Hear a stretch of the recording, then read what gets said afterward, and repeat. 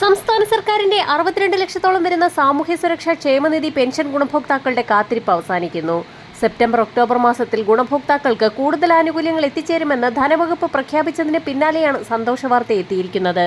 കുടിശ്ശിക തീർത്തുള്ള വിതരണ നടപടികൾ നാളെ മുതൽ സംസ്ഥാന ധനവകുപ്പിന്റെ ഭാഗത്തു നിന്നും ആരംഭിക്കുമ്പോൾ ഇന്ദിരാഗാന്ധി ദേശീയ വാർദ്ധക്യകാല പെൻഷനുകൾ, വിധവാ പെൻഷനുകൾ, ഭിന്നശേഷി പെൻഷനുകൾ, കർഷക തൊഴിലാളി പെൻഷനുകൾ, അവിവാഹിത പെൻഷനുകൾ എന്നീ പെൻഷനുകൾ കൈപ്പറ്റുന്ന ഗുണഭോക്താക്കൾക്ക് പുറമെ 7 ലക്ഷത്തോളം വരുന്ന വിവിധ സ്കീമുകളിൽ ഉൾപ്പെട്ട് പെൻഷൻ തുക സ്വീകരിക്കുന്ന കേന്ദ്രവിഹിതം കൂടി ചേർത്ത് തുക എത്തിച്ചേരുന്ന NSAP പെൻഷൻ ഗുണഭോക്താക്കൾക്കും ഇതോടൊപ്പം തന്നെ സർക്കാർ സഹായത്തോടുകൂടി പെൻഷൻ വിതരണം ചെയ്യുന്ന വിവിധ ക്ഷേമനിധി ബോർഡുകൾ വഴി പെൻഷൻ തുക സ്വീകരിക്കുന്ന ഗുണഭോക്താക്കൾക്കും ബാങ്ക് അക്കൗണ്ട് നമ്പറുകൾ നൽകിയിട്ടുള്ള മുറയ്ക്ക് അക്കൗണ്ടുകളിലേക്കും 24.46 ലക്ഷത്തോളം വരുന്ന ആളുകൾക്ക് സഹകരണ സംഘ ജീവനക്കാർ വഴിയും തുക എത്തിച്ചേരും. ഗുണഭോക്താക്കൾക്ക് ആദ്യഘട്ടമെന്നോണം ഈ ആഴ്ച മുതൽ 1600 രൂപ വീതം എത്തിച്ചേരും.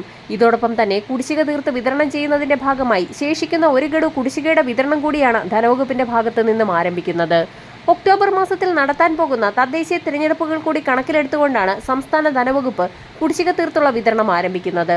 കുടിശ്ശിക തീർത്ത് വിതരണം ചെയ്യുമ്പോൾ പെൻഷൻ തുകയിൽ പ്രകടന പത്രികയിലെ വാഗ്ദാനത്തിന്റെ അടിസ്ഥാനത്തിൽ 2500 രൂപയിലേക്ക് വരെ തുക ഉയർത്തുമെന്നുള്ള വാർത്ത കൂടി എത്തിയിരിക്കുകയാണ്.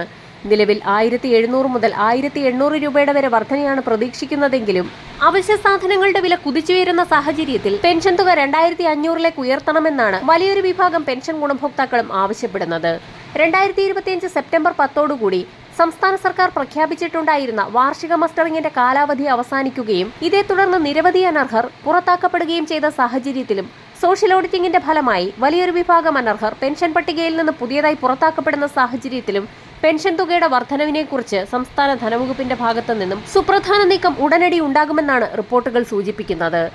അടുത്ത പ്രധാനപ്പെട്ട അറിയിപ്പ്, മഹാത്മാഗാന്ധി ദേശീയ ഗ്രാമീണ തൊഴിലുറപ്പ് പദ്ധതിയിലെ അംഗങ്ങൾക്ക് 10,000-ഉം അതിനു മുകളിലും കേന്ദ്ര സംസ്ഥാന സഹായത്തോടുകൂടി തന്നെ വിവിധ ക്ഷേമ പദ്ധതികൾ പൂർത്തീകരിക്കുന്നതിന് വേണ്ടിയിട്ട് ലഭിക്കുന്ന നിരവധി സ്കീമുകളുണ്ട്. നിലവിൽ കന്നുകാലി തൊഴുത്ത് നിർമ്മിക്കുന്നതിന് വേണ്ടിയിട്ട്, അതോടൊപ്പം തന്നെ ആട്ടിൻകൂട് നിർമ്മാണവുമായി ബന്ധപ്പെട്ട്, അതുപോലെ തന്നെ കിണർ റീചാർജിംഗ്, അതോടൊപ്പം തന്നെ മണ്ണിര കമ്പോസ്റ്റ് നിർമ്മാണ യൂണിറ്റ് എന്നിങ്ങനെയുള്ള നിരവധി സ്കീമുകളിലേക്ക് ധനസഹായം നൽകുന്നുണ്ട്. മാത്രവുമല്ല, തൊഴിലുറപ്പ് പദ്ധതിയിലെ തൊഴിൽ ദിനങ്ങൾ നമ്മുടെ വീട്ടിൽ തന്നെ ഇതിന്റെ നിർമ്മാണവുമായി ബന്ധപ്പെട്ട് ചിലവഴിക്കുന്നതിനും അങ്ങനെ ആ വേതനങ്ങൾ നമ്മുടെ അക്കൗണ്ടിലേക്ക് ക്രെഡിറ്റ് ആകുന്നതുമായിരിക്കും. മാത്രവുമല്ല, ഈ നിർമ്മാണവുമായി ബന്ധപ്പെട്ട് വിവിധ സാമഗ്രികൾ വാങ്ങേണ്ടതായിട്ടുണ്ട്. ഇവിടെയെല്ലാം തന്നെ ബില്ലുകൾ ഉൾപ്പെടെ കൃത്യമായി തന്നെ സബ്മിറ്റ് ചെയ്ത് കഴിയുമ്പോൾ അതിന്റെ ഫണ്ട് കൂടി റീഫണ്ട് ചെയ്ത് ലഭിക്കുന്ന സാഹചര്യം ഉണ്ടായിരിക്കുകയാണ്. കേന്ദ്ര സർക്കാർ ഇതിനുവേണ്ടി ഫണ്ട് അനുവദിക്കുന്നതാണ്. BPL AAY റേഷൻ കാർഡ് ഉടമകൾക്ക് മുൻഗണന കൂടി ഉണ്ടായിരിക്കുന്നതാണ്. അവരവരുടെ പഞ്ചായത്തുകളിൽ ലഭ്യമാകുന്ന സ്കീമുകൾ തൊഴിലുറപ്പ് വിഭാഗവുമായി ബന്ധപ്പെട്ട് ചോദിച്ചറിയേണ്ടതാണ്. അതിനുശേഷം അപേക്ഷയ്ക്ക് വേണ്ട മാർഗനിർദ്ദേശങ്ങളെല്ലാം ലഭിച്ച ശേഷം ബന്ധപ്പെട്ട നിർമ്മാണ പ്രവർത്തനങ്ങൾ ആരംഭിക്കേണ്ടതാണ്. അടുത്ത പ്രധാന അറിയിപ്പ്, കേന്ദ്രത്തിന്റെ ഭാഗത്തു നിന്ന് അർഹതപ്പെട്ട ഗുണഭോക്താക്കളുടെ ആധാരധിഷ്ഠിത ബാങ്ക് അക്കൗണ്ടുകളിലേക്ക് 2000 രൂപ വീതം വീണ്ടും എത്തിച്ചേരുന്നു. PM കിസാൻ സമ്മാൻ നിധി യോജനയിൽ ഉൾപ്പെട്ട ഗുണഭോക്താക്കൾക്കാണ് 21ാം ഗഡുവായ 2000 രൂപ വീതം വീണ്ടും എത്തിച്ചേരാൻ പോകുന്നത്. കൃത്യമായ ഇടവേളകളിൽ ഇലക്ട്രോണിക് KYC, ലാൻഡ് വെരിഫിക്കേഷൻ എന്നിവ പൂർത്തിയാക്കിയ ഗുണഭോക്താക്കൾക്ക് തുക മുടങ്ങാതെ തന്നെ എത്തിച്ചേരും.